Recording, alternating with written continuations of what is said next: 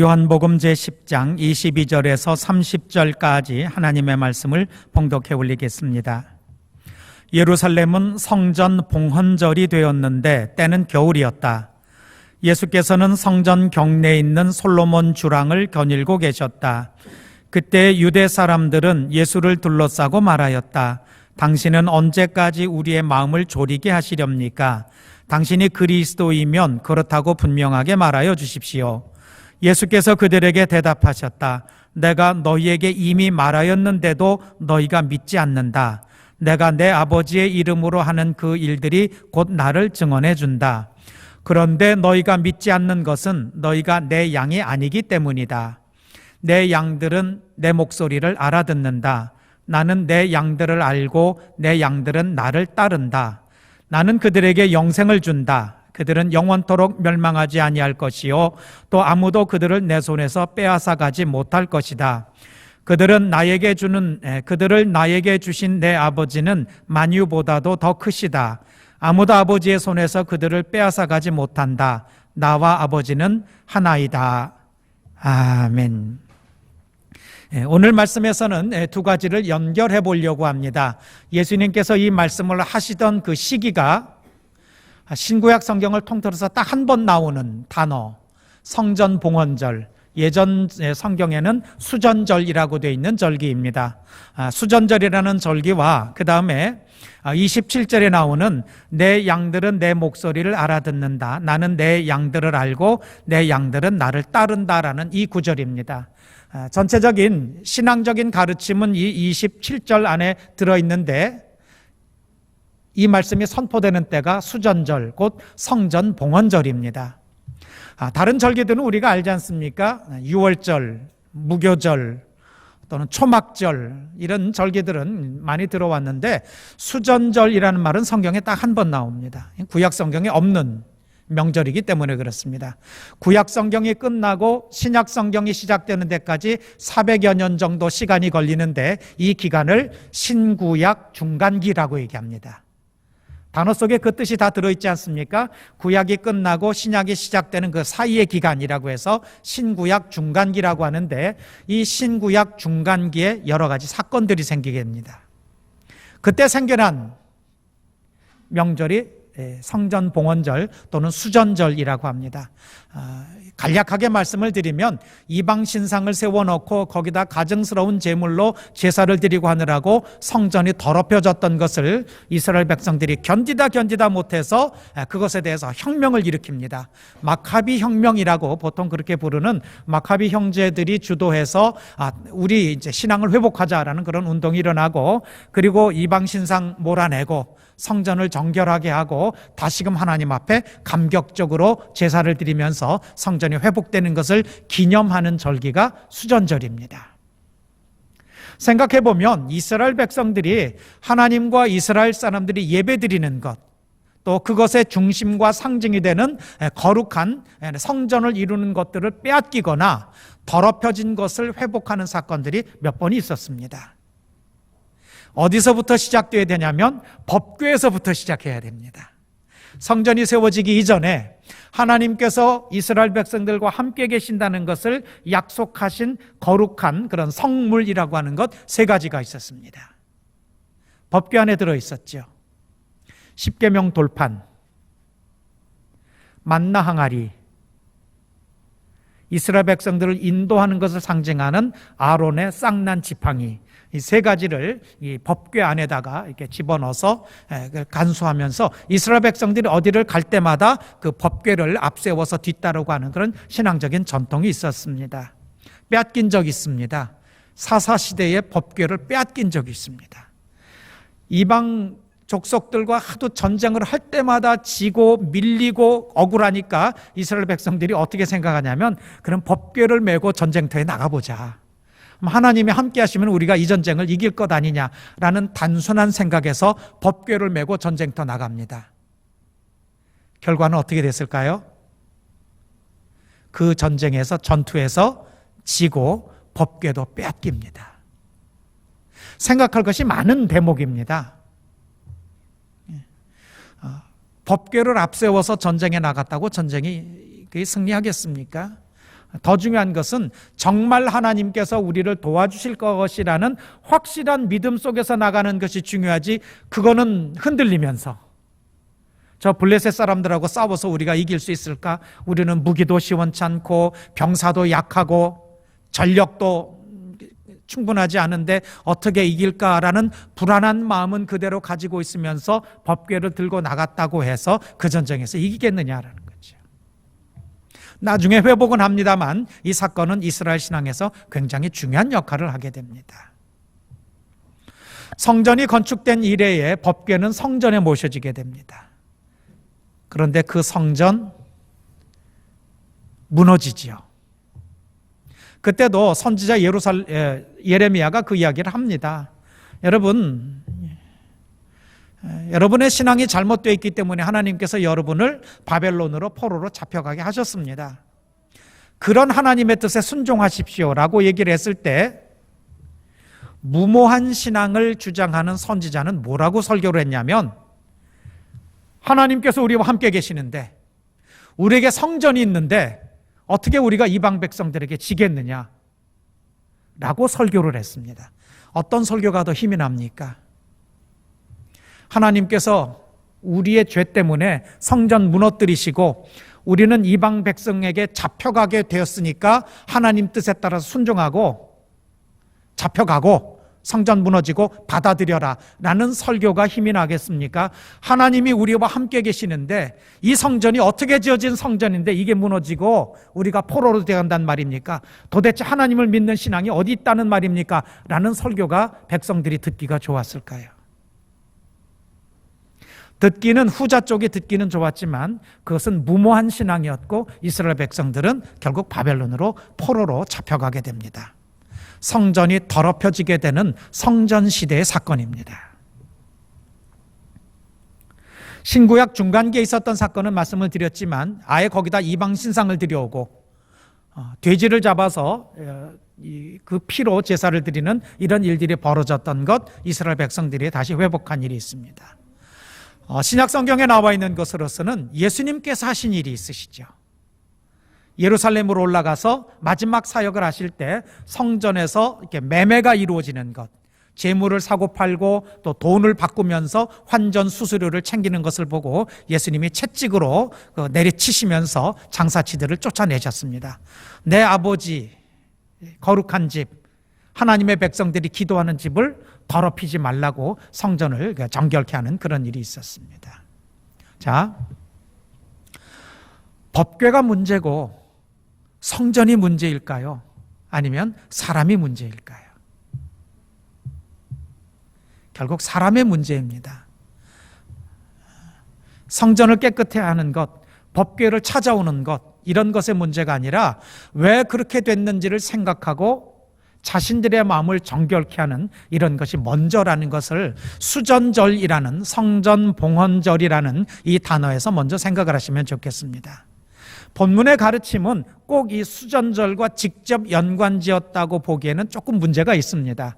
그때 일어난 사건이지만 그때에 맞춰서 예수님께서 이 가르침을 하신 것이라고 해석하기는 좀 어려운데, 지금 우리가 처한 시기가 그런 것과 맞물려 있기 때문에 어떤 교회들은 예배를 드려온 교회들도 있지만 어떤 교회들은 정부와 또 방역당국이 요청하는 대로 드리고 싶어도 우리나라의 여러 가지 여건을 생각하면서 기다려왔다가 다시 예배로 회복하는 이 시기와 성전봉헌절이라는 것이 맥락상 맞아 있다면 이때 주시는 가르침도 그 시기하고 연관지어서 해석하는 것이 좋겠다라고 이렇게 생각을 해봤습니다. 중심구절은 27절입니다. 내 양들은 내 목소리를 알아듣는다. 나는 내 양들을 알고 내 양들은 나를 따른다. 그 앞에는 이 말이 나오게 된 사건이 있습니다. 사람들이 졸졸 따라다니면서 예수님한테 요청을 합니다. 당신이 정말 그리스도시라면, 즉 메시아라면은 좀 확실하게 좀 얘기 좀 해주십시오. 우리도 궁금합니다. 당신이 메시아인지 아닌지, 우리가 당신을 하나님의 아들로 받아들여야 되는지 안 받아들여야 되는지 아직은 알 수가 없으니까 확실히 좀 얘기를 해주십시오라고 사람들이 예수님께 요청을 합니다. 근데 예수님 뭐라고 대답하시냐면 25절에 이렇게 대답하십니다. 내가 너에게 이미 말하였는데도 너희가 믿지 않는다. 말할 때는 안 믿고 그리고 또 얘기하라고 하고 또 얘기하라고. 이게 무슨 일이냐라는 거죠. 말로 안 되면 그 다음이죠. 믿지 않는다 다음에 내가 내 아버지의 이름으로 하는 이걸 연결할 때 말로 안 믿기거든 이라는 이런 의미가 사이에 들어 있습니다. 말하는 것으로 안 믿기거든 내가 내 아버지의 이름으로 하는 그 일들이 예수님께서 직접 행하시는 일들이 바로 예수님이 메시아인 것을 증언해 주지 않느냐라는 그 뜻입니다.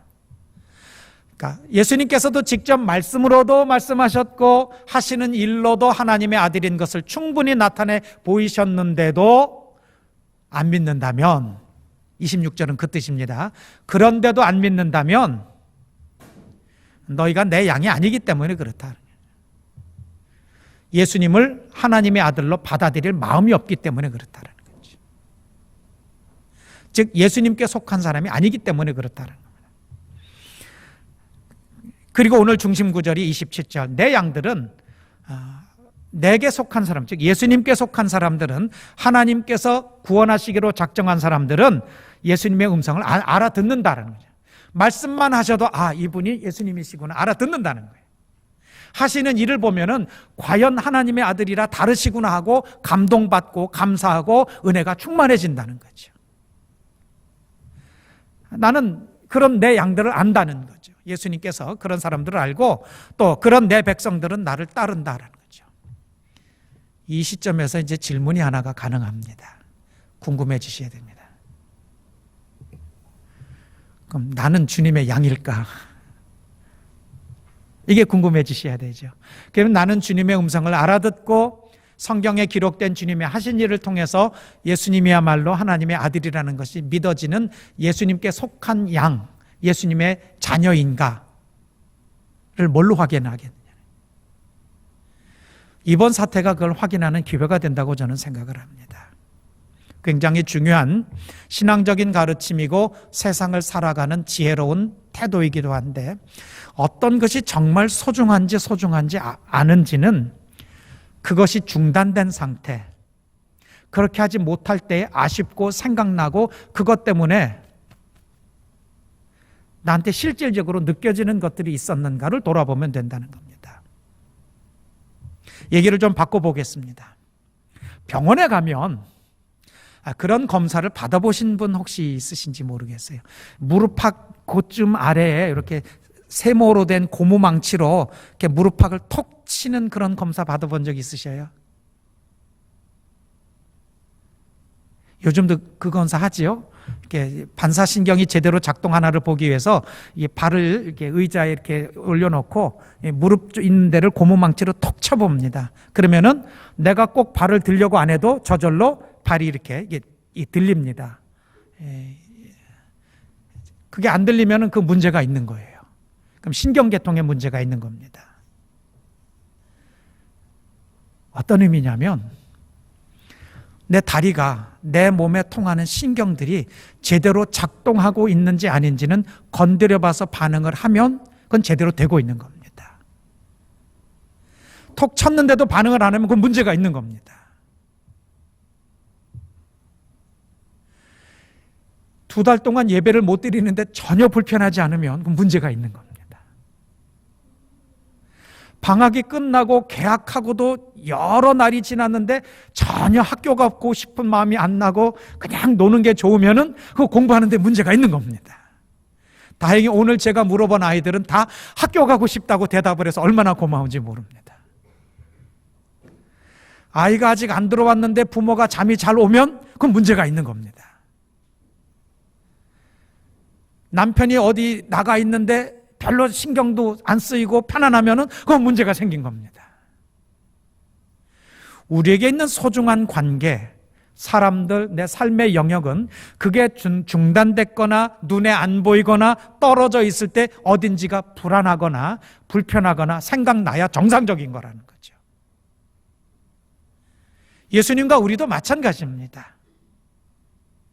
여지껏 신앙생활을 해오고 더군다나 우리 들꽃 같은 교회 성도들에게 성전과 예배 드린다는 것은 물론 다른 교회들도 다 그렇게 얘기하겠지만 남다른 소중한 그런 절실함이 있고 눈물 나는 감동이 있고 무엇보다도 하나님 앞에 성도들과 나누는 은혜가 있는데 한 주 지나 두 주 지나 석 주, 넉 주 진행되는데도 별로 불편하지 않으셨다면 스스로의 신앙을 점검해 봐야 됩니다.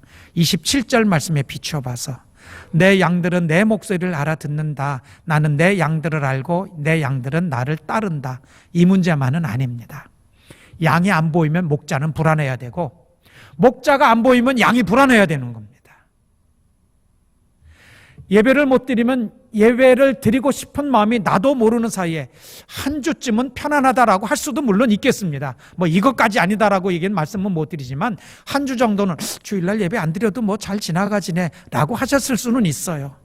그게 두 주가 되고 석 주가 되고 넉 주가 되는데도 여전히 편안하시면 그거는 내가 주님과의 관계에 조금 이상 신호가 오고 있구나. 무릎팍을 톡 치는데도 내 발이 튀어오르지 않는구나. 이렇게 생각하시면 좋습니다. 영적인 신경이 연결되지 않았다는 뜻입니다. 영적인 신경이 연결되어 있으면 주님의 음성을 알아듣습니다. 사랑으로 연결되어 있으면 자녀가 고민할 때 부모가 느낍니다. 관심과 애정으로 연결되어 있으면 딱히 입으로 얘기를 하지 않아도 우리 아내가 무슨 걱정이 있는지 남편이 뭐 때문에 근심하는지 느끼게 되어 있습니다. 아무렇지도 않고 무덤덤하고 눈에 안 보이니까 좋기만 하다. 그럼 다시 한번 돌아보셔야 됩니다. 우리에게 소중한 이들은 또 소중한 관계는 소중한 영역은 보고 싶기도 하고 감사하기도 평안하기도 하지만 불편하기도 한 것입니다. 항상 신경 쓰이는 겁니다. 교회가 신경이 쓰이고 예배가 신경이 쓰이고 성도들이 보고 싶고 그런 것이다라는 것으로 27절을 해석하시면 좋습니다. 예배당에 나와서 성도들이 반갑게 인사하고 맞이하면서도 한쪽으로 조금 불편하셨을 겁니다. 예전 같으면 악수도 하고 끌어안기도 하고 머리도 쓰다듬어지고 그러면서 기뻐하고 환영을 했었는데 하지 말라니까 이거 악수도 못하고 그렇다고 주먹을 쥐는 것도 그렇고 팔꿈치를 대는 것도 그렇고 떨어져서 인사하려니까 약간은 불편하면서 그 대신에 그 불편함을 통해서 느끼시는 것이 있었을 것입니다.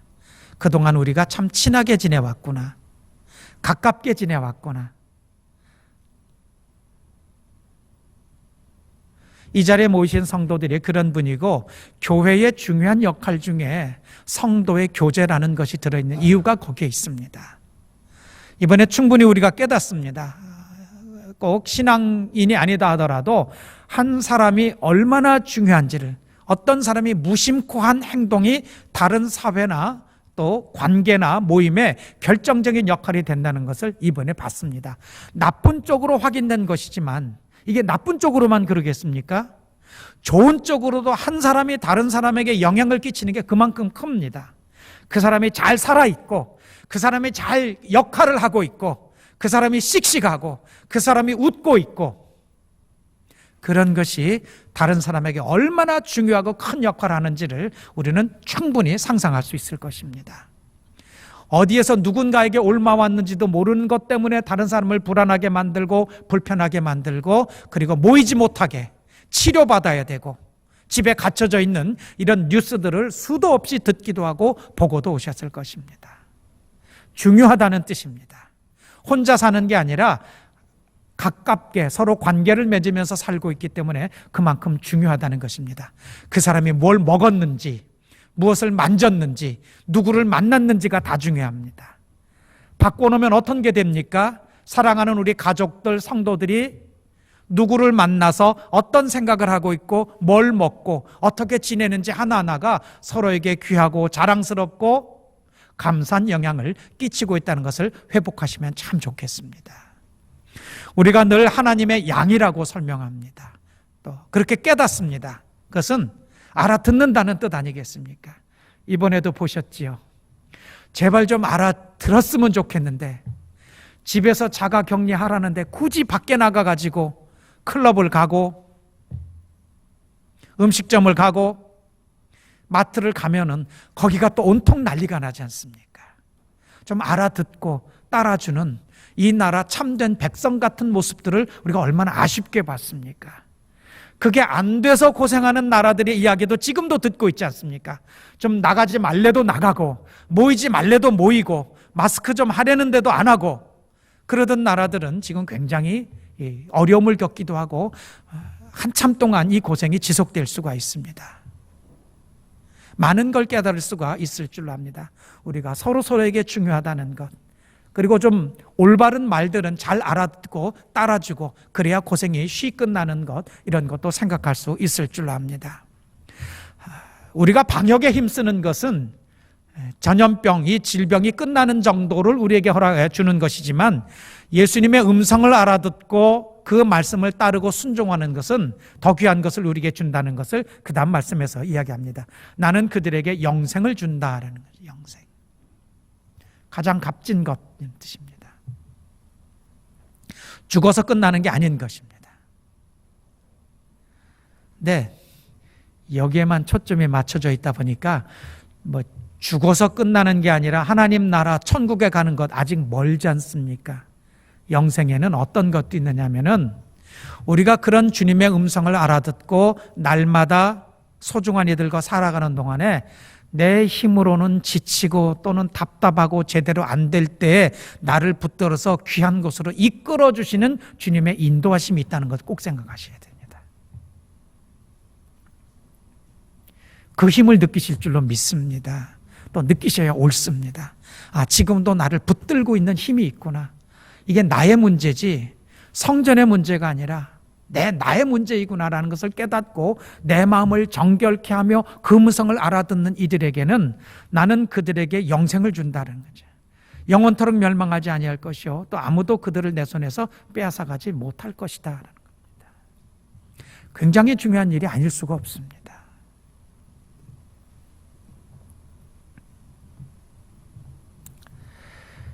한 주간 동안 또 지내시게 될 겁니다. 오늘 예배 마치신 다음에 크게 달라지지 않은 세상을 또 이제 월요일부터 토요일까지 지내시게 될 겁니다. 늘 보는 사람이고 늘 하는 일 정도에서 많이 달라지진 않겠지만 우리 성도들이 마음이 조금 달라지시면 좋겠습니다. 나하고 같은 마음을 품은 분들, 우리 성도들, 오늘 이만큼 우리가 다시 만나서 서로 격려하는 것을 통해서 그 생각을 하시면 좋겠습니다. 나도 꽤 조심하고 모범적으로 잘 지냈지만 우리 성도들 정말 열심히 잘 지내셨구나. 착한 그리고 성실한 분들과 함께 신앙으로 이겨내는 일이 내게 복이구나. 이거 아셨으면 좋겠습니다. 내가 성전을 더럽히는 일, 그런 일은 하지 말아야지. 이 생각하시면 참 좋겠습니다. 개별적으로는 그동안에 사적인 일이 있어서 예배당을 못 나오거나 또는 예배를 못 드리는 일이 있었습니다만은 이렇게 외부적인 여건 때문에 일시에 모든 사람들이 예배를 드리지 못하는 일은 저도 처음 겪는 일입니다. 대부분 이 자리에 계신 분들도 처음 겪으시는 일들일 겁니다.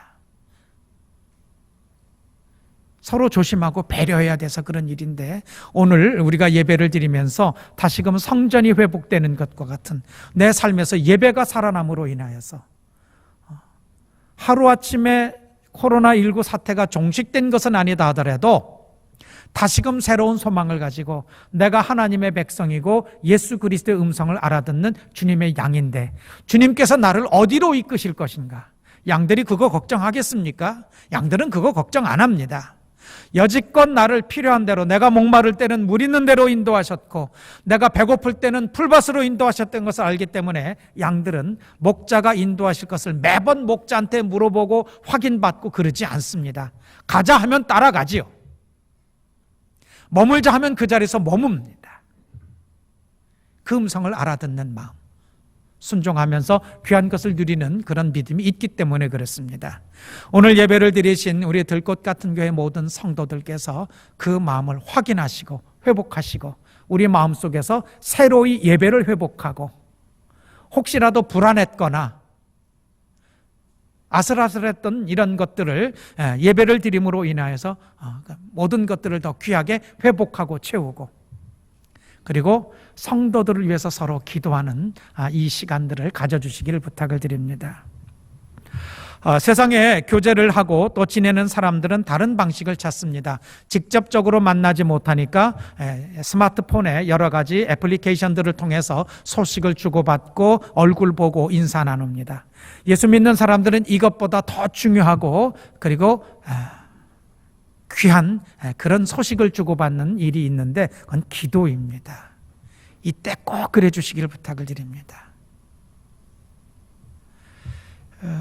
스마트폰을 쓰시는 분들은 우리 교회 전체 대화방을 하나 마련을 해둬서 가급적 어떻게 지내시는지 그런 소식들을 올려주시면 좋겠습니다. 다른 사람들도 다 보는 그런 이야기들보다는 가급적 우리 자신, 자기 자신의 이야기들이나 사진도 좋습니다. 이렇게 올려주시고 그것으로 교제하시면 좋겠습니다. 선교회로도 있고 교회 전체로도 있는데 저 열심히 잘 살고 있습니다. 잘 감당하고 있습니다 하는 그런 나눔, 사귐이 서로에게 힘이 되고 감사가 되고 고마움이 되기 때문에 그렇습니다. 말씀을 마치려고 합니다. 설령 이 일이 금년 내내 간다 하더라도, 또 이번 주는 우리가 이렇게라도 예배 드릴 수 있었지만 이번 주 예배 드리고 나서 어떤 상황이 어떻게 벌어질지 모르게 됩니다. 사태가 심각하면 또 못 모일 수도 있습니다. 하지만 마음속에는 꼭 그 생각을 하시기 바랍니다. 내 안에 거하시는 하나님께서는 내 성전은 어떤 경우에도 더럽혀지지 아니하고 나는 그 성전에서 하나님 앞에 예배드리는 것만큼은 포기하지 않은 채 이 기간을 이겨내겠다라는